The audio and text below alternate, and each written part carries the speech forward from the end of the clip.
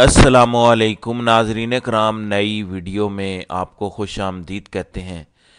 میں پچھلے 12 دنوں سے یعنی جب سے D Chowk per P T I کے خلاف آپریشن ہوا تب سے یہ کہہ رہا تھا کہ اس آپریشن کے خلاف جو رد عمل بین الاقوامی سطح سے آئے گا وہ موجودہ حکومت کی چولیں ہلا دے گا۔ یہ خبر شہر اقتدار میں پچھلے کئی دنوں سے گردش کر رہی تھی کہ ڈی چوک کے قریب ریڈ زون میں واقع اہم ممالک کے سفارت خانے اس آپریشن کے خلاف رد عمل دے سکتے ہیں۔ اس رد عمل سے بچنے کے لیے پچھلے 11-12 دنوں میں اسلام آباد میں بہت کچھ ہوا۔ پچھلے چند گھنٹوں میں ڈی چوک آپریشن کے حوالے سے پہلا بڑا رد عمل آیا ہے۔ تہلکہ خیز ثبوت منظر عام پر آ چکے ہیں۔ ریڈ زون میں ہونے والے ایک انتہائی اہم اجلاس کی خبر نے تہلکہ مچا دیا ہے۔ تمام تر تفصیلات میں آپ کو بتا دیتا ہوں۔ دیکھیں، آج 12 دن ہو چکے ہیں ڈی چوک آپریشن کو۔ 26 نومبر کی رات پی ٹی آئی کارکنان کے خلاف ڈی چوک آپریشن کیا گیا۔ آج 8 دسمبر ہے۔ ان 12 دنوں میں اس آپریشن کے حوالے سے جو بھی تفصیلات سامنے آ سکی ہیں وہ بین الاقوامی میڈیا کے ذریعے آئی ہیں۔ ڈی چوک پر کیا ہوا، پی ٹی آئی کے کارکنان کے خلاف کتنا بڑا آپریشن کیا گیا، ممکنہ طور پر کتنے لوگ شہید ہوئے، یعنی جو بھی معلومات آئی ہیں ابھی تک اس آپریشن کے حوالے سے وہ بین الاقوامی میڈیا نے دی ہیں۔ پہلے دی گارڈین نے اس حوالے سے رپورٹنگ کی، پھر بی بی سی نے کچھ حقائق بتائے، اور آج الجزیرہ کی جانب سے آنے والی انتہائی تہلکہ خیز رپورٹ نے بہت سے ثبوت منظر عام پر پیش کر دیے ہیں جن کو پچھلے 10-12 دنوں میں چھپایا جا رہا تھا۔ میں پچھلے 10-12 دنوں سے مسلسل آپ کو آگاہ کر رہا تھا کہ اس آپریشن کے خلاف جو رد عمل بین الاقوامی سطح سے آئے گا، اصل میں وہ رد عمل موجودہ حکومت کو گھر بھیجنے کے لیے کافی ہوگا۔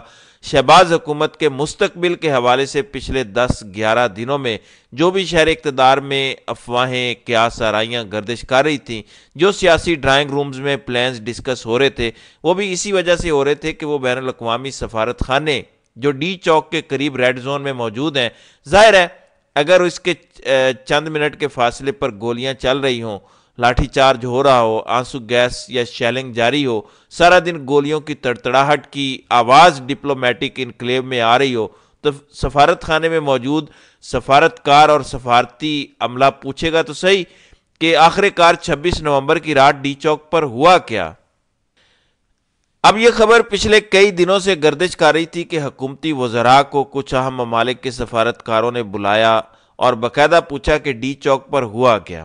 اب ایک خبر تو یہ تھی کہ 28 نومبر کو ڈپٹی وزیر اعظم اسحاق ڈار کو کچھ اہم ممالک کے سفارتکاروں نے ڈپلومیٹک انکلیو میں بلایا اور پوچھا کہ آخر کار 2 دن پہلے رات کو ڈی چوک میں کیا ہوا۔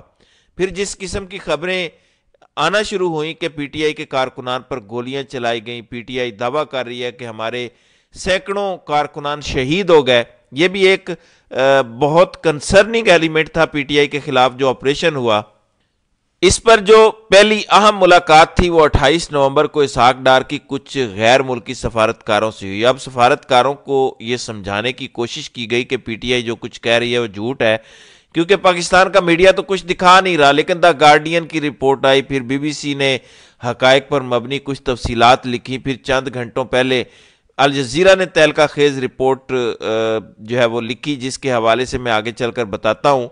اب وہ جو 28 نومبر کی ملاقات تھی اسحاق ڈار کے ساتھ کچھ غیر ملکی سفارتکاروں کی، اس ملاقات کا احوال آج نصرت جاوید نے بیان کیا۔ نصرت جاوید ہی 3-4 دن پہلے یہ خبر دے چکے ہیں کہ ڈونلڈ ٹرمپ آنے والے دنوں میں عمران خان کے حوالے سے کوئی ٹویٹ کر سکتے ہیں۔ سجاد برقی جو یہاں امریکہ میں موجود ہیں، ڈونلڈ ٹرمپ سے ملاقات کر چکے ہیں، انہوں نے پی ٹی آئی کے کچھ رہنماؤں کو یہ بتا بھی دیا ہے کہ ڈونلڈ ٹرمپ آئندہ آنے والے دنوں میں ٹویٹ کر سکتا ہے۔ البتہ ٹرمپ کی ٹویٹ سے بڑی خبر یہ ہے کہ جو سفارتکاروں نے نصرت جاوید کو بتایا، نصرت جاوید نے یہ انکشاف کیا کہ اسحاق ڈار نے 9 ممالک کے سفیروں سے ملاقات کی، انہیں بریفنگ دی کہ ہلاکتوں پر پروپیگنڈا کیا جا رہا ہے۔ نصرت جاوید کے مطابق انہوں نے 3 سفیروں سے ملاقات کی، انہوں نے کہا کہ ہم وزیر صاحب کے ایک لفظ سے بھی اتفاق نہیں کرتے۔ یہ نصرت جاوید کا دعویٰ ہے۔ ظاہر ہے یہ خالی ایک پروپیگنڈا تو نہیں کیا جا رہا اس پورے آپریشن کے حوالے سے۔ اب تک جو تفصیلات سامنے آ چکی ہیں، کم از کم اگر پی ٹی آئی کا دعویٰ نہ بھی مانا جائے، سینکڑوں میں شہادتیں نہ بھی ہوں، تو کم از کم وہ 12 لوگ تو شہید ہوئے پی ٹی آئی کے، جن کے جنازے بھی ادا کر دیے گئے ہیں، جن کی میتیں ان کے وارثوں کو دے دی گئی ہیں۔ کسی نہ کسی لا انفورسمنٹ ایجنسی نے اس پر گولی تو چلائی ہے، تو 12 لوگ شہید ہوئے۔ اس وجہ سے وہ اہم ممالک کے سفارتکار جو ریڈ زون کے قریب سفارتکار کے دفاتر ہیں، انہوں نے پہلا رد عمل دیا ہے کہ ڈی چوک پر جو کچھ ہوا حکومت اس حوالے سے سچ نہیں بتا رہی۔ اب اس حوالے سے الجزیرہ نے کیا رپورٹ کیا، کیونکہ پاکستانی میڈیا تو کچھ رپورٹ نہیں کر رہا، تقریباً 100 سے زائد لوگ ہیں، میڈیا ایکٹیوسٹ ہیں، جرنلسٹ ہیں، رپورٹرز ہیں، یوٹیوبرز ہیں، وی لاگرز ہیں، ان کے خلاف مقدمات درج ہو رہے ہیں کہ آپ نے ڈی چوک آپریشن پر رپورٹنگ کیوں کی۔ بہرحال اب سے کچھ دیر پہلے الجزیرہ نے اس حوالے سے ایک رپورٹ شائع کی ہے، وہ رپورٹ بڑی اہم ہے۔ پہلے تو یہ صرف تاثر دیا جا رہا تھا کہ ڈی چوک پر 26 نومبر کی رات 11:37 پر فائرنگ شروع ہوئی، جو 11:52 تک جاری رہی۔ میں نے بھی یہی رپورٹ کیا تھا، لیکن الجزیرہ نے اس خبر کو غلط ثابت کیا ہے۔ الجزیرہ کی رپورٹ کہتی ہے کہ dead but not counted, hidden victim of Pakistan's latest political clash. اب اس خبر کے اندر وہ کہتے ہیں کہ ہم نے پی ٹی آئی کے ایک ایسے کارکن کی فیملی سے بات کی جن کا بچہ شہید ہو گیا تھا، لیکن حکومت نے انکار کیا، البتہ وہ شہید ہو چکا ہے اور فیملی نے تصدیق کر دی ہے۔ اب یہ پورا آرٹیکل جس بچے کے حوالے سے بتا رہا ہے اس کا نام انیس شہزاد ہے، یہ 27 سالہ لڑکا ہے جسے شہید کیا گیا۔ انٹرسٹنگلی الجزیرہ اپنی اس رپورٹ میں لکھتا ہے کہ انیس شہزاد کو پیمز ہسپتال میں 5:30 بجے منتقل کیا گیا، یعنی 5:30 بجے سے پہلے انیس شہزاد کو گولی لگ چکی تھی، اور انہوں نے یہ رپورٹ کے اندر باقاعدہ لکھا کہ انیس شہزاد کی موت گولی لگنے سے ہوئی۔ اس کا مطلب ہے کہ یہ شام سے پہلے ہی خونی کھیل شروع ہو چکا تھا۔ ہم سب کا خیال تھا کہ رات 11 بجے کے بعد یہ سب ہوا، کیونکہ اس سے پہلے محسن نقوی نے بھی آ کر میڈیا ٹاک کیا تھا، تارڑ بھی آئے، لیکن الجزیرہ یعنی ایک بہت کریڈیبل میڈیا آرگنائزیشن، یہ کوئی اے آر وائی، جیو یا دنیا ٹی وی یا پاکستان کا کوئی نیوز چینل تو ہے نہیں جس کے حوالے سے ہم کہہ رہے ہیں کہ ان کی خبر باؤنس ہو سکتی ہے۔ اگر الجزیرہ اس واقعے کے 12 دن بعد کوئی تحقیق کر کے آرٹیکل پبلش کر رہا ہے، کوئی خبر دے رہا ہے، تو اس کا مطلب ہے کہ کہیں نہ کہیں انہوں نے ڈاٹس کنیکٹ کیے ہیں، کہیں نہ کہیں انہوں نے کوئی معلومات اکٹھی کی ہیں، کوئی انویسٹیگیٹو جرنلزم کی ہے۔ اب الجزیرہ یہ کہتا ہے کہ اگر 5:30 بجے انیس شہزاد کی شہادت ہوئی پیمز ہسپتال کے ریکارڈ کے مطابق اور پی ٹی آئی کے اہل خانہ کے مطابق، اس کا مطلب یہ ہے کہ فائرنگ خالی شام کو نہیں ہوئی، فائرنگ دوپہر میں بھی ہوئی۔ پی ٹی آئی جو بات کر رہی ہے کہ سنائپرز کے ذریعے حملہ کیا گیا اور پی ٹی آئی کے کارکنان کو ہٹ کیا گیا، اس کا مطلب جو الجزیرہ کہہ رہا ہے وہ پی ٹی آئی کی ہی بات کر رہا ہے۔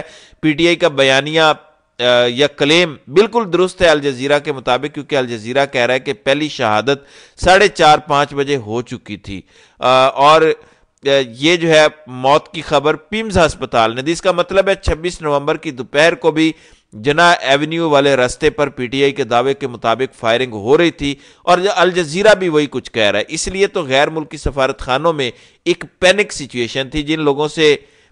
جن ممالک سے یہ لوگ آئے ہیں وہاں پر تو ایسے واقعات نہیں ہوتے کہ پروٹیسٹن آئیں اور آپ ریاست جو ہے ان کے خلاف ان کو گولیاں مار دے۔ ظاہر ہے اس کی آوازیں بھی سنائی دیتی رہیں، اسی وجہ سے اسحاق ڈار کو بلایا گیا، بریفنگ دی گئی، اور نصرت جاوید کہہ رہے ہیں کہ خود سفیر کہہ رہے ہیں کہ ہمیں وزیر کی باتوں پر یقین نہیں ہے، کیونکہ اب جو دن گزرتے جا رہے ہیں، جو حقائق اور ثبوت سامنے آ رہے ہیں، وہ تو بالکل ثابت کر رہے ہیں کہ اس رات بہت کچھ ہوا، بڑا ظلم اور بربریت ہوئی۔ تو تمام تر انٹرنیشنل نیوز چینل پچھلے 12 دنوں کے اندر چیخ کر یہ کہہ رہے ہیں کہ اس رات وہاں قیامت برپا ہوئی، بہت کچھ ہوا۔ البتہ حکومت اس معاملے کو دبانے کی کوشش کر رہی ہے، میڈیا کو کہا جا رہا ہے کہ بالکل اس حوالے سے رپورٹنگ نہ کی جائے۔ پھر سب سے امپورٹنٹ، پی ٹی آئی کی اس ٹائم دستیاب قیادت بھی انتہائی نالائق اور نکموں پر مشتمل ہے، جو ابھی تک اس معاملے پر اصل فیگرز نہیں بتا سکی۔ لگتا یہ ہے کہ پی ٹی آئی کی تمام تر قیادت بھی کمپرومائزڈ ہے، اسی وجہ سے آج 12 دن گزرنے کے بعد بھی انٹرنیشنل میڈیا کے سامنے کوئی اصل حقائق پیش نہیں کیے گئے۔ جتنی بھی رپورٹنگ ابھی تک پچھلے 12 دنوں میں ہوئی ہے، یہ انٹرنیشنل میڈیا نے خود کیا، پی ٹی آئی نے کوئی کام نہیں کیا، تو پی ٹی آئی قیادت بھی ناکام ہے، نکمی ہے۔ بہرحال امپورٹنٹ خبر یہ ہے کہ ڈی چوک آپریشن پر یہ سب سے پہلا اور بڑا رد عمل تھا جو سفارتکاروں کی جانب سے آیا۔ آئندہ آنے والے دنوں میں بھی اس آپریشن کے حوالے سے بہت رد عمل آئیں گے، اور یہ آپریشن حکومت کی جان نہیں چھوڑے گا۔ بہرحال اس حوالے سے جو بھی رپورٹس ہوں گی آئندہ آنے والے دنوں میں اس حوالے سے جو ہے وہ میں آپ کو بتاتا چلا جاؤں گا۔ الجزیرہ کی یہ رپورٹ یقیناً بڑی امپورٹنٹ ہے اور اس حکومت کو ناکوں چنے چبوانے کے لیے کافی ہے۔ تو ناظرین کرام، آپ کی اس ویڈیو کے حوالے سے کیا رائے ہے؟ آپ اپنی رائے کا اظہار کامنٹ سیکشن میں ضرور کیجئے گا۔